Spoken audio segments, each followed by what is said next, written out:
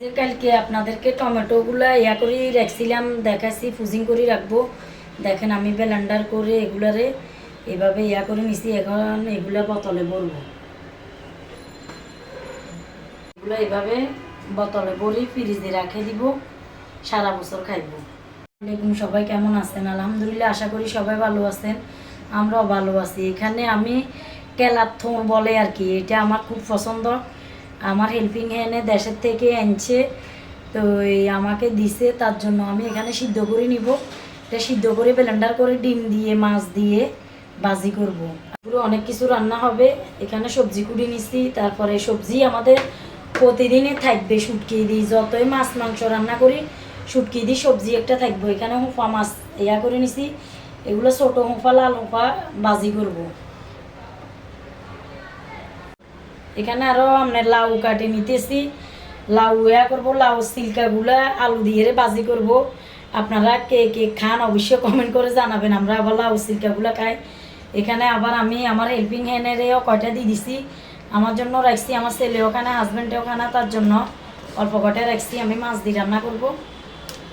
চুলায় আমি তেল বসাই দিছি, গরম করতেছি। এখানে আপনার আমি ওই যে ইয়া ভাজি করব, কেলার থোঁ ভাজি করব। সেজন্য আজকে আমার ছেলে নাই, আমি একা একা ভিডিও করতে হইতেছে।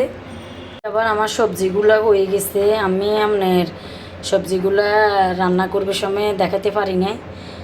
এখানে কেলার থোড়গুলো আমি সিদ্ধ করে বাটি নিছি শিল্পাটায়। এখানে আবার কয় টুকরা মাছের সিদ্ধ করে কাটা বাছি নিছি, পেঁয়াজ কুচি রেখেছে আমার হেল্পিং হ্যান্ডে। আমি এখন পেঁয়াজগুলো দিয়ে দিব।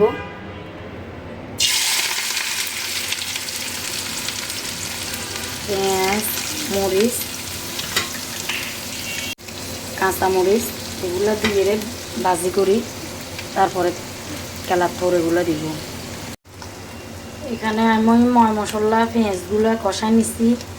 আপনার একটা হাঁসের ডিম দিব, হাঁসের ডিম দিয়ে তারপরে যাই এগুলো ভাজি করব। একটা হাঁসের ডিম দিয়ে দিলাম। কেলার থোরগুলো হাঁসের ডিম দিয়ে মাছ দিয়ে ভাজি করলে খুব স্বাদ। আমি একটা ডিমও দিয়ে দিছি। এখানে আমি কেলার থোরগুলো দিয়ে দিতেছি। আসলে আল্লাহর দেওয়া লেওয়া খাওয়া সব আল্লাহর, মানে সব কিছু সৃষ্টি সুন্দর আমাদের স্বাদের জন্য। মানে আল্লাহ পাক রব্বুল আলামিনে এত কিছু মানে ইয়া করছে, আসলে বলার বাইরে। তারপরে আমরা আল্লাহর শুকরিয়া দিন শেষে আদায় করি না। আমরা কার পিছনে কীভাবে গিবাত গাইব, কার পিছনে কীভাবে সমালোচনা করব, আসলে এগুলো নিয়ে ব্যস্ত থাকি, এগুলো নিয়ে পড়ে থাকি। এখানে আমি হলুদ মরিচগুলো কষাই নিতেছি।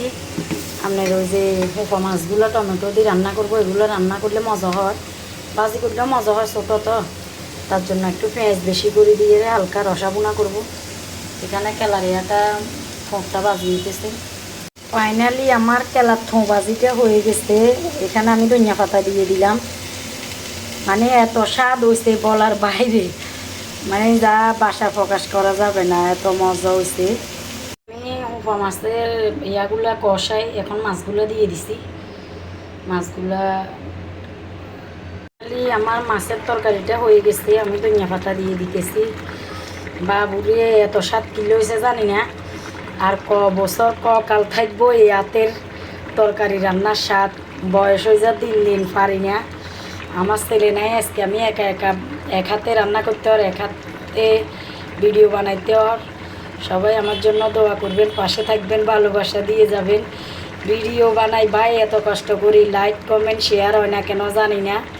সবাই মন থেকে ভালোবাসেন না, তার জন্য মনে হয়।